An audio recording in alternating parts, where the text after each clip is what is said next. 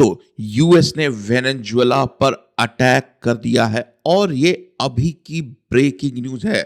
ताज़ा खबर है, पूरा डिटेल में मैं आपको कवर करूंगा स्टोरी कि अभी ही क्यों यूनाइटेड स्टेट ने वेनेजुएला पर अटैक किया है। बट पहले पूरा डिटेल समझ लेते हैं। पहले समझते हैं ब्रेकिंग न्यूज़।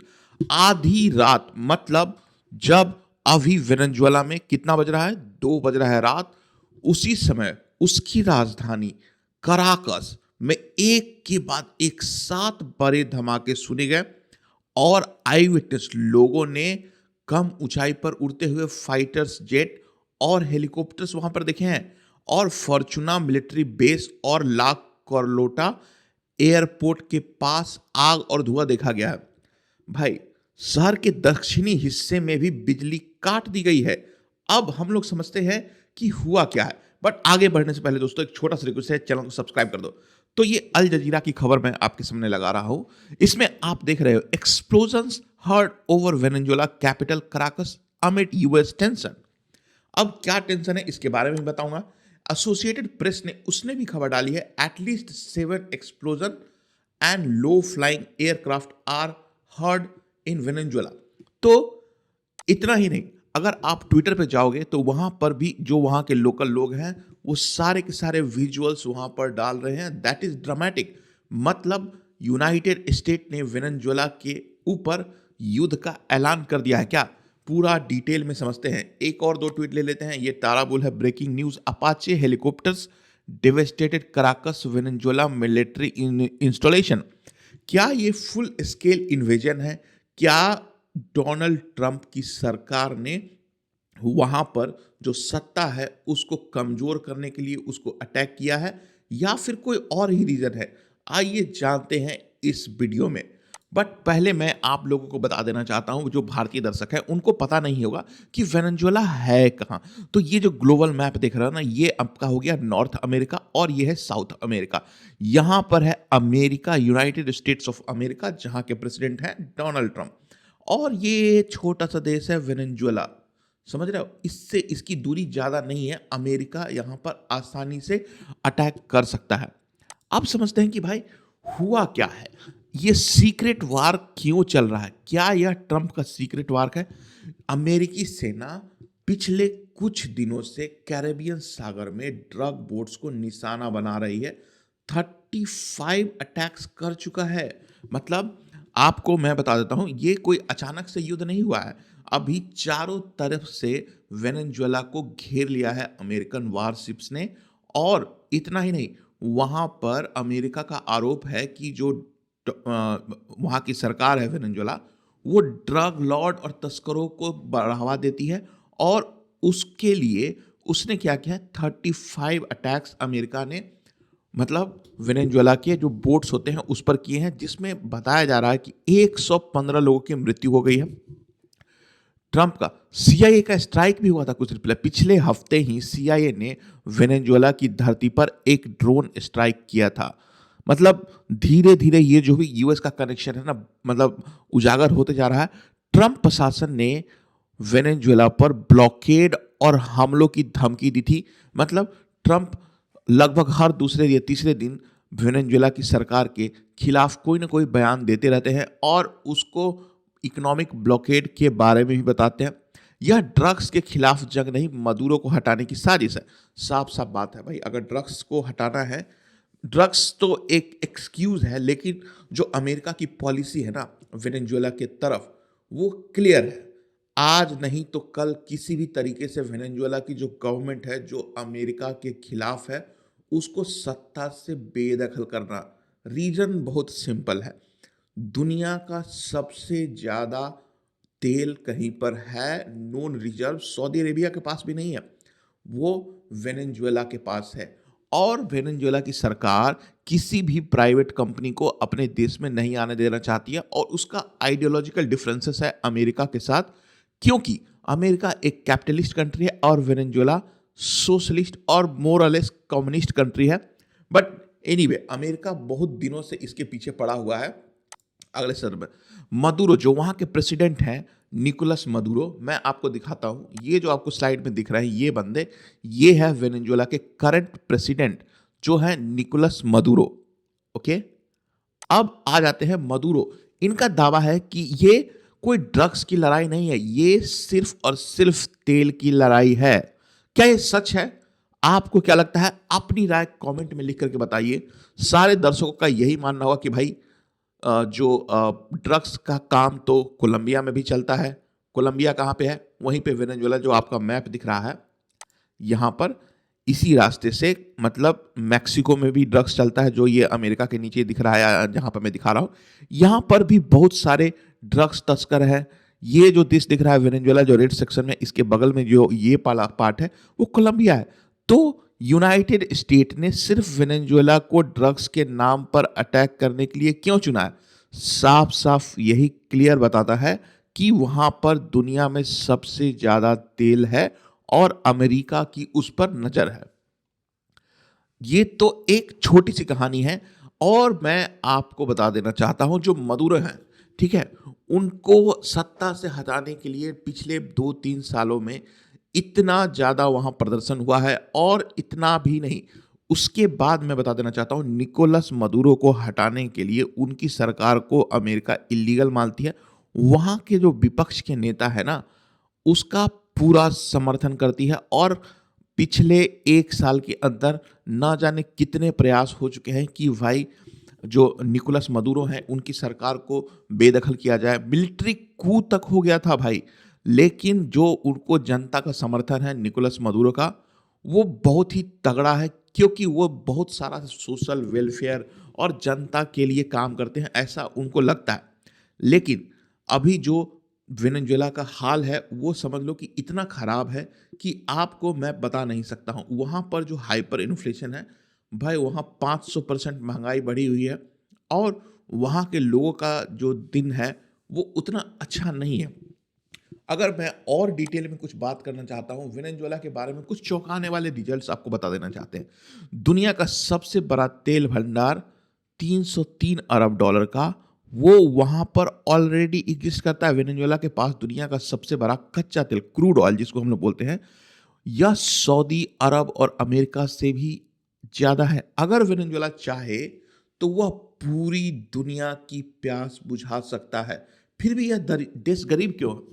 गरीब इसलिए है क्योंकि ये, मतलब आपको बता दूं, 1960s में अगर मैं बात करूं, तो वेनेजुएला पर जितनी भी अमेरिकन कंपनीज है ना, उसका प्रत्यक्ष रूप से कब्जा था। और वहां के जो लीडर थे, बतिस्ता नाम था उनका, बटिस्टा, वो प्रो अमेरिकन थे। लेकिन आपको याद होगा 1960s में क्या चल रहा था? सोवियत रूस था। सोवियत रूस का क्यूबा पे बहुत ज़्यादा इन्फ्लुएंस हो गया था। उसके बाद आ, ये जो है निकोलस मदुरो, उनसे पहले वहाँ के एक प्रेसिडेंट थे, जो थे हुगो चावेज। वो आए और उन्होंने क्या किया, पूरे के पूरे प्राइवेट कंपनीज को वहां से बेदखल कर दिया, और सबसे ज्यादा नुकसान किसी को हुआ तो वो अमेरिकन कंट्रीज थी। 60s और 70s में जो वेनेजुएला था, दुनिया का सबसे अमीर देश माना जाता था। लेकिन जो इंटरनल पॉलिटिक्स सोवियत रूस और अमेरिका के बीच चल रही थी, उसमें अंततः जीत हुई सोवियत रूस की, और अमेरिका के जो इन्फ्लुएंस है ना, स्फीयर ऑफ इन्फ्लुएंस, उससे वो बाहर चला गया। तब से ही क्यूबा और वेनेजुएला, क्यूबा को तो बहुत दिन से मतलब अमेरिका चाहता है, लेकिन क्यूबा में तेल नहीं है, इसलिए उसका उतना सिग्निफिकेंट रोल नहीं है। बट वेनेजुएला में दुनिया का सबसे ज़्यादा तेल रिजर्व है। तो समझ लीजिए, जितने भी रिपब्लिकन पार्टी के लीडर आते हैं, उनका एक सिंगल पॉइंट एजेंडा होता है, किसी भी तरीके से वहाँ की जो गवर्नमेंट है उसको बेदखल करे। और अमेरिका के लिए ये आसान हो जाता है। मैं बात कर देता हूँ हुगो चावेज। पहली बार 2013 में हुगो चावेज की मृत्यु के बाद, ये जो अभी करंट प्रेसिडेंट है ना, निकोलस मदुरो, उनसे पहले वहाँ के जो वेनेजुएला के प्रेसिडेंट थे, उनका नाम था हुगो चावेज। वो बहुत ही कैरिज्मेटिक लीडर थे, और पूरा का पूरा वेनेजुएला पर उनका एक छत्र राज था। उनकी मृत्यु जब 2013 में हुई, तो उसके बाद से वहाँ के जो करंट प्रेसिडेंट हैं, वो निकोलस मदुरो हैं। और इनका जो शासन है ना, लगभग तानाशाही की तरह चलता है, और अपनी जनता को, मतलब जो भी इनका विरोध करता है वो रातों रात गायब हो जाता है। लड़ाई की असली वजह क्या हो सकती है? क्या तेल है? नहीं। अभी जो भी नार्को टेररिज्म के नाम पर वेनेजुएला के ऊपर अटैक किया गया है और बहुत दिनों से उस पर अटैक होने की बात चल रही है, लेकिन जो अपने प्रेसिडेंट साहब हैं डोनाल्ड ट्रंप, मैं इसके बारे में बता देना चाहता हूं। आप सभी को पता होगा कि अमेरिका में अभी चल रहा है एप्स्टीन फाइल। एप्स्टीन वाला फाइल का क्या सीन है भाई? एप्स्टीन की फाइल में जो डोनाल्ड ट्रंप हैं, उनकी सरकार के बहुत सारे लोग, मतलब विपक्ष जो है वहां पे डेमोक्रेटिक पार्टी, वो दावा कर रही है कि एप्स्टीन फाइल में डोनाल्ड ट्रंप का नाम है और इसको लेकर के वहां मिड टर्म इलेक्शन होने वाला है। और मिड टर्म इलेक्शन में अपनी जीत को सुनिश्चित करने के लिए एक तो सिंपल तरीका है, किसी भी एक देश, या तो वेनेजुएला या फिर ईरान, इन दोनों के ऊपर अटैक किया जाए और अपनी जनता को मोबिलाइज किया जाए और ये बताया जाए कि जो वेनेजुएला में इतना सारा जुर्म हो रहा है, वहाँ के लोग भूखे नंगे मर रहे हैं, उसको अमेरिका सेवियर के तौर पे देखना चाहता है। यही सेम टेम्पलेट अगर बात करो तो इराक में भी हुआ था। इराक में क्या हुआ था 2001 में भाई? वहाँ पर भी तेल था। नोट करना इस बात को मेरे दोस्तों, जो भी मैं बोल रहा हूँ वो डिटेल में बता रहा हूँ आपको। वहाँ पर इराक में भी यही था, क्योंकि और भी जगह पर युद्ध हो रहा है, लेकिन अमेरिका ने एक्सक्यूज दिया वहाँ वेपन ऑफ मास डिस्ट्रक्शन है। लेकिन इंटरनली सभी को पता था कि अमेरिका का जो ऑयल की डिमांड है और उसकी जो भूख है, उसको वो कब्जा करना चाहता है। और वेनेजुएला में तेल है वो तो मैं समझ गया, लेकिन वेनेजुएला के पास, मतलब क्या है ना कि अमेरिका के नज़दीक में है वेनेजुएला, तो अगर वेनेजुएला अमेरिकन इन्फ्लुएंस में आ जाती है, वहाँ की गवर्नमेंट अमेरिका के समर्थन से चलती है, तो वहाँ से तेल निकालना आसान हो जाएगा और अमेरिकी कंपनीज को फ़ायदा होगा। और जो सबसे बड़ा डर है अमेरिका का, middle east, majority of the तेल, अभी अमेरिका जो है ना तेल के मामले में अभी सफिशिएंट है, बट फ्यूचर में क्या होगा वो कहना थोड़ा मुश्किल है, क्योंकि ऑयल रिजर्व्स डिप्लीट होते हैं। तो आने वाले 10 या 15 साल में अपनी एनर्जी सिक्योरिटी के लिए या तो अमेरिका को मिडिल ईस्ट पर निर्भर रहना पड़ेगा, जो कि वो नहीं चाहता है। पहले तो उसने अपने जितने भी तेल के उत्पाद होते हैं उसको निकालना स्टार्ट कर दिया, और सबको लगता है कि वेनेजुएला में सिर्फ तेल है। नहीं भाई, रेयर अर्थ मटेरियल्स भी है वेनेजुएला के अंदर, जो आने वाले समय में अमेरिका और पूरी दुनिया के लिए सबसे बड़ा योगदान करेगी माइक्रोचिप्स बनाने में, और जो भी इलेक्ट्रॉनिक गुड्स होते हैं उसके लिए भी।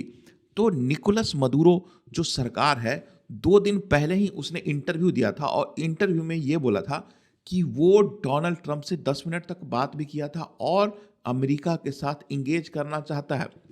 अब ये जो भी इंसिडेंट हो रहा है अभी पूरी तरीके से क्लियर नहीं है, क्या मिलिट्री इंस्टॉलेशंस पे अटैक किया गया है, that is yet to be decided. But मतलब अगर अमेरिकन गवर्नमेंट ने वहां पर ये अटैक किया है, तो मुझे लगता है कि इंटरनली कोई अपराइजिंग को समर्थन दे रही है।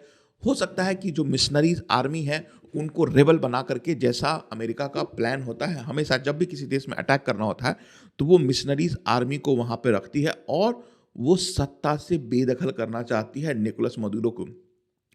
तो 2 रीजन हो सकता है, एक तो इंटरनली कोई जनरल होगा, मतलब निकोलस मदुरो की सरकार को वो अमेरिकन समर्थन में होगा, और एक प्लाटून और एक बटालियन लेकर के वो निकोलस मदुरो के मतलब घर पे अटैक कर सकता है, और उसी को डाइवर्ट करने के लिए ये जितने भी मिलिट्री इंस्टॉलेशन है कराकास में अटैक किया गया है।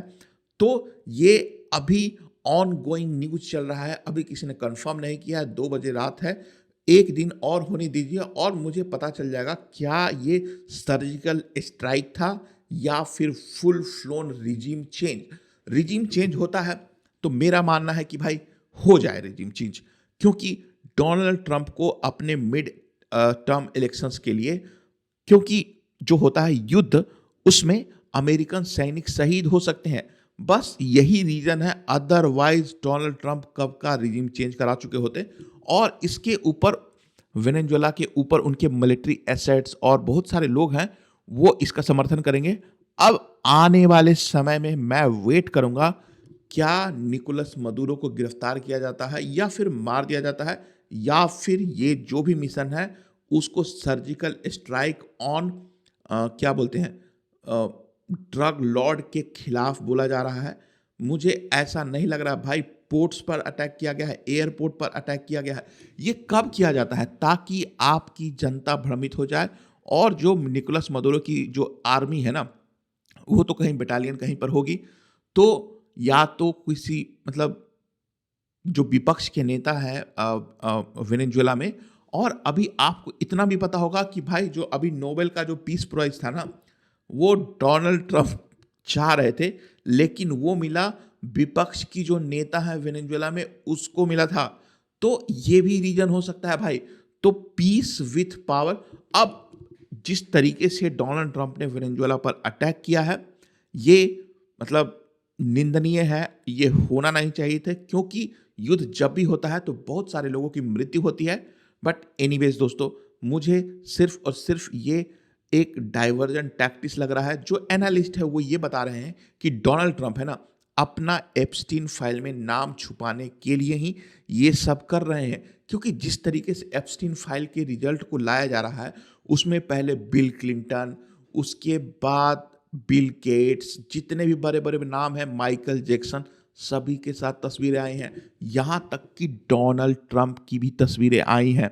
और कुछ लोग तो ऐसे ऐसे हैं जो आरोप लगा रहे हैं कि एप्स्टीन के जो आइलैंड है, वहाँ पर रेगुलरली डोनाल्ड ट्रंप जाते थे, और इसी को छुपाने के लिए मतलब हो सकता है ये डाइवर्जन टैक्टिक्स हो। जब तक कि अमेरिका में चुनाव नहीं हो जाता है मिड टर्म का, तब तक या तो वेनेजुएला पर अटैक होगा, या फिर आप समझ लो कि ईरान पे हम लोगों ने कल एक वीडियो बनाया था, उसमें देख लिया था कि ईरान की जो सरकार है ना, उसके खिलाफ भी प्रदर्शन चल रहा है। तो एक साथ दो दो रिजीम चेंज होगा 2026 की शुरुआत में। आप अपनी राय कमेंट में लिख करके बताइए दोस्तों, और वीडियो देखने के लिए धन्यवाद। अगर यहां तक पहुंच गए हो तो मेरे चैनल को सब्सक्राइब कर दो।